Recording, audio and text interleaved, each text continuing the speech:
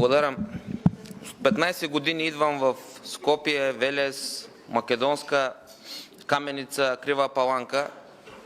Фридрих Науман организираше тогава мероприятия, либерални мероприятия за либералите от България и от Македония. И никога не се разбирахме. Всички говорихме английски и то бих казал добър английски, но не се разбирахме. И в един момент му казах на моя приятел Емил Киряс: добре, как трябва да се разберем, на какъв трябва да говорим, на какъв език? И той каза: има по-лесен вариант, да говорим на нашински. Ако говорим на нашински, ще се разбираме по-бързо. И от тогава, както идвам в Македония, говоря винаги на нашински и журналистите ме разбират много добре, и политичарите ме разбират много добре. Хванах няколко думи, които ги използвам. Явно, че през следващите 4-5 години ще идвам по-често и по-често и ще се разбираме все по-добре и по-добре. Когато говорим за бъдещето, на мене ми се иска обаче да вземем поуки от миналото. Какви са поуките от миналото? За Европейския съюз основно. Най-голямата поука е, че не трябва да обещаваме неща, които не може да изпълним. Европейския съюз обеща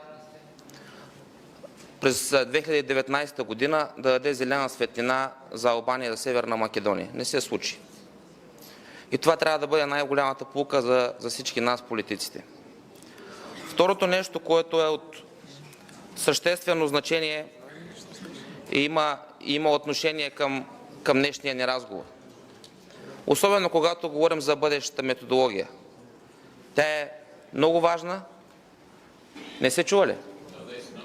No English translation. There is no English translation.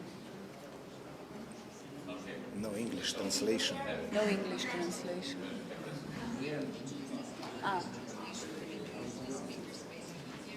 Because he speaks in Bulgarian, there is no English translation. I told you understand each other.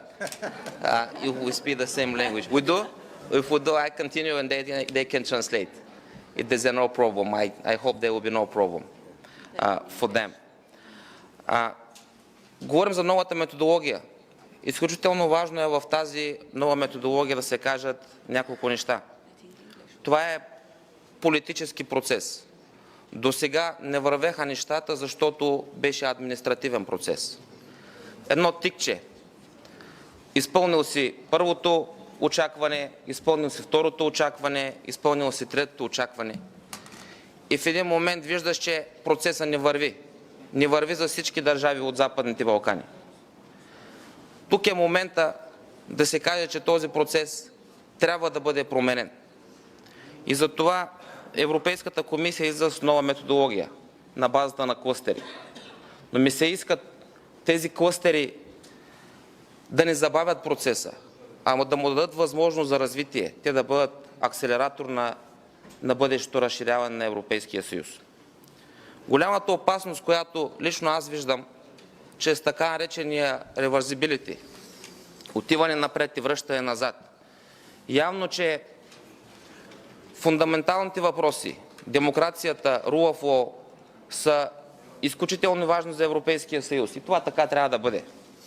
Ние имаме проблеми с Полша, имаме проблеми с Унгария, но в същото време не трябва да очакваме държавите, които ще се присъединят към Европейския съюз, да имат толкова високи стандарти, колкото държавите, които са вече в Европейския съюз. Ние не трябва да изнасяме проблеми към Западните Балкани. И тук не разбирам тезата, че Европа трябва да се реформира заради Западните Балкани. Европа по принцип трябва да се реформира. Не заради Брекзит, не заради Западните Балкани. По принцип реформа е нужна на Европейския съюз. Но вижте, аз вече 5-6 години го чакам и го слушам това в Европейския парламент. Има нужда от реформа, ами от всяка реформа има нужда и всяка система трябва да бъде реформирана. Нима държавите не трябва да се реформират, нима другите институции не трябва да се реформират. Трябва да се реформират, но ние не може да кажем на държавите от Западните Балкани: вие стойте, чакайте си тук сега, а някой ден ще се случат нещата с реформите. Реформата, т.е. така наречения дипанинг на европейския проект и enlarging и разширяването на европейския проект трябва да вървят ръка за ръка. И затова в нашата политическа група след тежък дебат предложихме всяка държава, която получи статут на кандидат, да участва в конференцията за бъдещето на Европейския съюз. Да не повтаряме същите грешки от миналото, влизайки една държава в Съюза, да казваме, тя е неподготвена. Напротив, още години преди нейното присъединяване, тя да бъде включена в самия процес. И в Green Deal, и в конференцията за бъдещето на Европейския съюз, и в свързаността, било то инфраструктурна, регионална, транспортна, енергийна и така нататък. И за това ние ще настояваме през следващите няколко месеца. Няколко теми, които са така наречените enlargement fatigues. За какво говоря? Голяма част от държавите казва, че всички от Западните Балкани поради различни причини, образование, било то да потърсят по-добър живот, ще отидат и ще живеят там. Аз бих искал да кажа, че вече една голяма част от тези люди, тези граждани живеят там.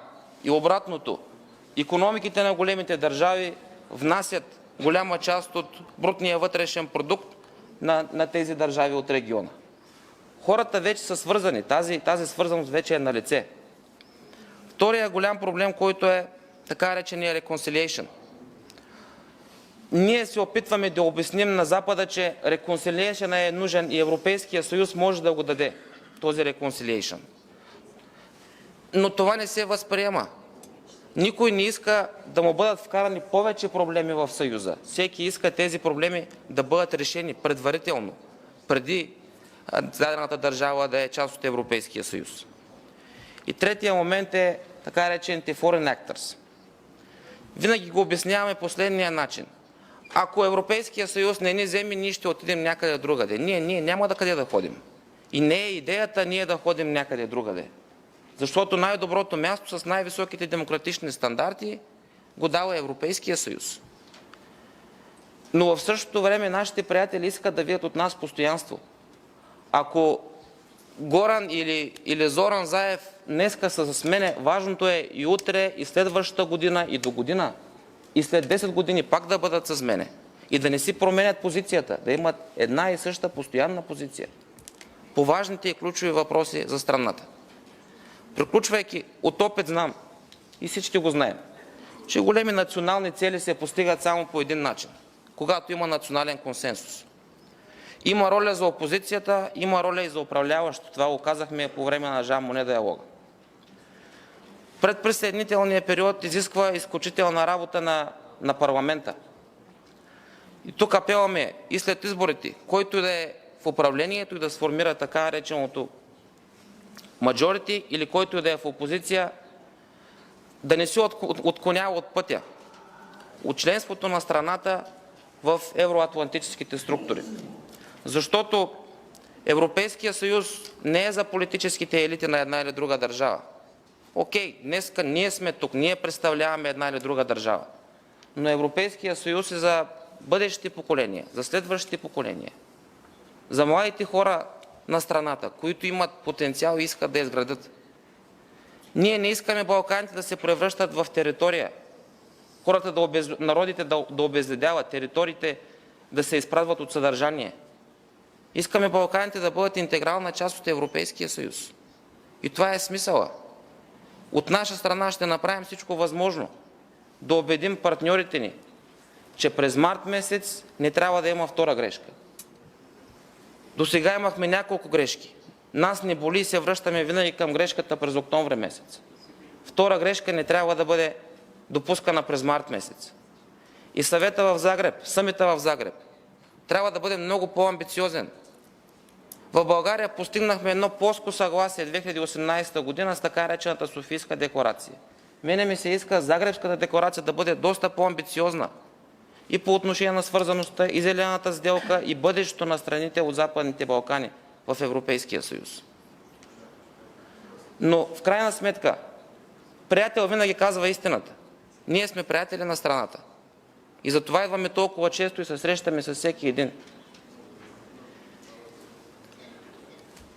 Европейския съюз и входа към Европейския съюз е свързан с тежки реформи. Тежките реформи не могат да бъдат направени от Брюксел. Брюксел може да фасилитира, Брюксел може да дава посока, но те трябва да бъдат направени от елита на една или друга страна. Комисията винаги говори на дипломатичен език. Ние преди 2 дни имахме конференция с комисара Варели, нашата група Реню, на либералите. И той каза нещо много важно и директно в очите на всички ни. Има нужда законът за явното обвинителство да бъде приет. И това го очаква Европейската комисия. Не каза кога, но каза да бъде приет. Явно е, че нашите западни партньори го наблюдават този процес с особен интерес. Убеден съм, че ще има едни честни и свободни избори в страната. Убеден съм, че бъдещето принадлежи на младите, активни, образовани хора, които искат да начертаят добрия път на страната ни, а той е свързан с Европейския съюз. Благодаря ви.